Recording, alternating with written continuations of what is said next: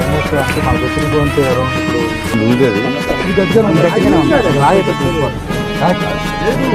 ఇప్పుడు కొట్టిపోయిందన్న మొత్తం ఒక్కసారి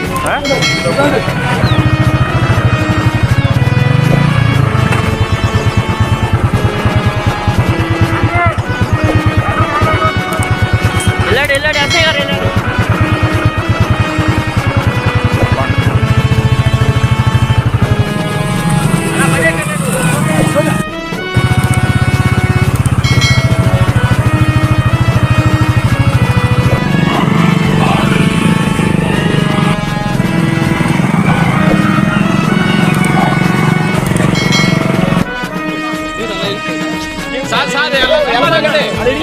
ఇరిగింది నిన్న పొద్దున ఇరిగింది కొంచెం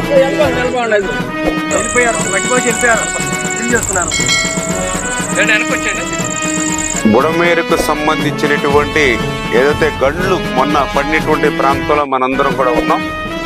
నిన్ననే జగన్మోహన్ రెడ్డి సింగనగర్ వరద నీటిలో నిచ్చుని ఆయన రాజకీయాలు మాట్లాడుతూ ఉన్నాడు. నిజంగా ఆ కాళ్ల కింద ఉన్నటువంటి వరద నీరు సింగనగర్ లో చుట్టుముట్టడానికి కారకుడు ఎవడు? 100% నువ్వు కాదా అని చెప్పి జగన్మోహన్ రెడ్డి అడుగుతూ ఉన్నా. ఎందుకంటే ఏదైతే మన బుడమేరుకు సంబంధించినటువంటి ఏదైతే గతంలో కేవలం 5,000 క్యూసెక్కులు నీరు మాత్రమే వెళ్లేటువంటి ఈ బుడమేరుని ఆ రోజు చంద్రబాబు నాయుడు గారు ముందు చూపుతో ఆలోచన చేసి ఇటువంటి ఫ్లాష్ ఫ్లడ్ వస్తుందనేటువంటి ఆలోచనతోటి, అదేవిధంగా పోలవరం రైట్ మెయిన్ కెనాల్ నుంచి వచ్చేటువంటి నీరు కూడా ఈ బుడమేరు ద్వారా ఈ డైవర్షన్ ఛానల్ గా దీన్ని పనిచేసి కృష్ణా నదికి తీసుకెళ్లనే ఆలోచనతోటి 5,000 క్యూసెక్కుల కెపాసిటీ బుడమేరుని 35,000 క్యూసెక్కులకి ఆయన పెంచి దానికి ఏదైతే మరి ఎక్స్టెన్షన్ అదేవిధంగా వాల్స్ తోడు సహా నిర్మాణానికి ఆయన టెండర్లు పిలిచి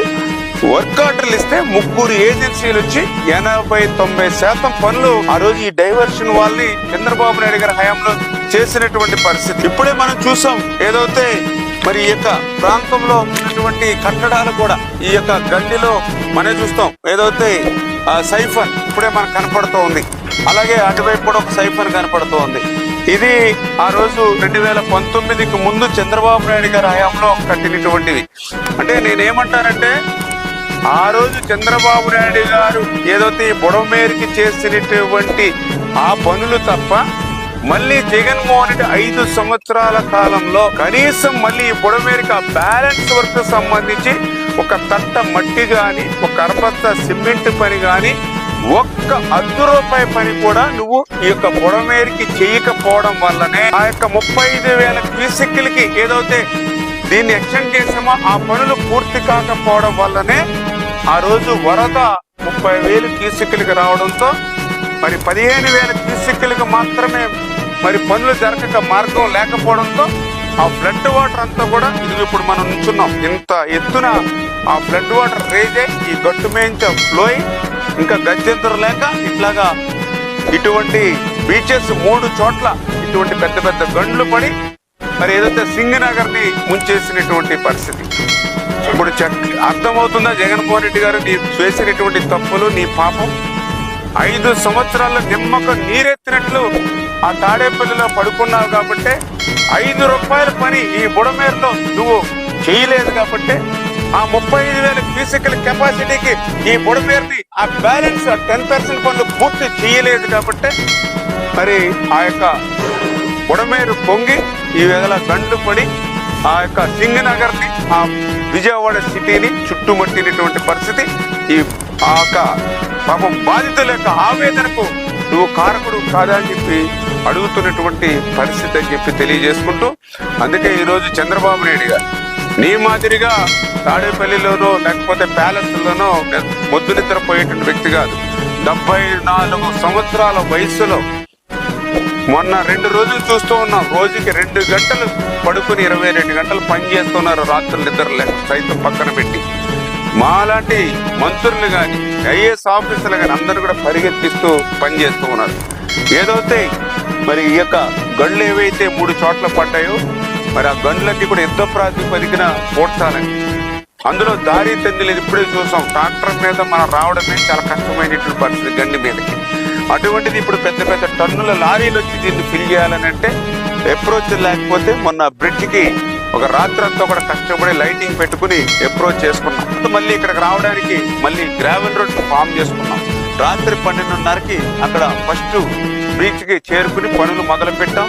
ఆ రకంగా ఇంత పెద్ద ఎత్తున ఉన్నటువంటి గళ్ళుని పూడ్చాలంటే మరి సింగిల్ వే ఉండడం, అది కూడా అండలు జారిపోయినటువంటి పరిస్థితుల్ని కూడా ప్రాణాలను కూడా పక్కన పెట్టి మేము పనులు చేస్తూ ఉన్నాం. ఈ రకంగా కనీసం ఒక 3-4 రోజులైనా బీచెస్ ని మనం పూడ్చాలి.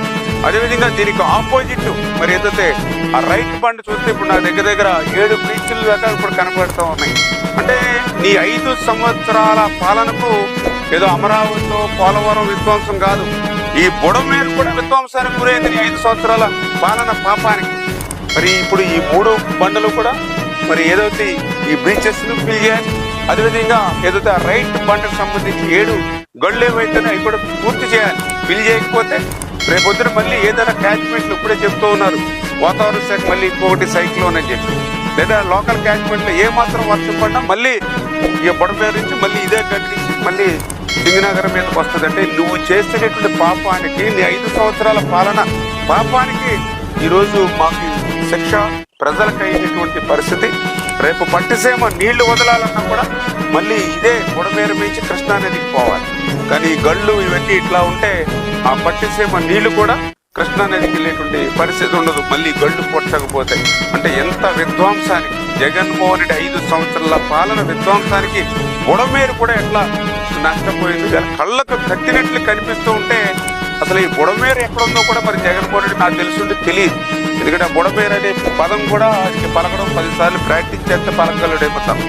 కనీసం బుడమేరు ఎక్కడుందో తెలుసుకో ముందు. 5 సంవత్సరాల బుడమేరుకి ఎందుకు పనులు చేయలేకపోయావో తెలుసుకో. లేకపోతే నీ ఇతర ఇరిగేషన్ శాఖ మంత్రులు ఉన్నారు కదా, ఏనాడైనా వాళ్ళు ఈ యొక్క బుడమేరు సంబంధించినటువంటి ఈ గట్టుకి ఎప్పుడైనా వచ్చారో ఎవరైనా కనుక్కో ఒకసారి. మరి ఈ రోజు మేము దగ్గర రాత్రులు పగల్లో కూడా తిరుగుతున్నాం. ఒక విపత్తు వస్తాయి అంటే ప్రజలు కష్టాల్లో ఉన్నప్పుడు పనిచేసే వ్యక్తులు చేత ఇటువంటి కష్టకాలంలో రాజకీయాలు మాట్లాడటం కాదు. నీ 5 సంవత్సరాల బుడమేరులో చేసినటువంటి పాపానికి, పనుల్ని నిర్లక్ష్యంగా వదిలేసినటువంటి పాపానికి నువ్వు ముందు ఏదైతే విజయవాడ పట్టణ ప్రజలకి ప్రత్యేకించి గత 4 రోజుల నుంచి నీళ్లలో మొక్కుతున్నటువంటి ఏదైతే సింగర్ నగర్ ఏదైతే ఉందో ఆ ప్రజలకు మీరు క్షమాపణలు చెప్పాలి జగన్మోహన్ రెడ్డి. ఎందుకంటే నీ పాపానికి ఫలితం ఇవాళ అందరూ కూడా వాళ్ళు నష్టపోతూ ఉన్నారు, కష్టపోతూ ఉన్నారు. మీ మాదిరిగా రాజకీయాలు కాదు, ఖచ్చితంగా మేము ప్రజలకి ఒక అండగా ఉండాలి, తోడుగా ఉండాలి, వాళ్ళకి భరోసా ఇవ్వాలనే ఆలోచనతో పగలు రాత్రి అనేటువంటి తేడా లేకుండా పనిచేస్తున్నాం అనే విషయాన్ని కూడా మీ ద్వారా కూడా ప్రజలకు కూడా తెలియజేసుకుంటూ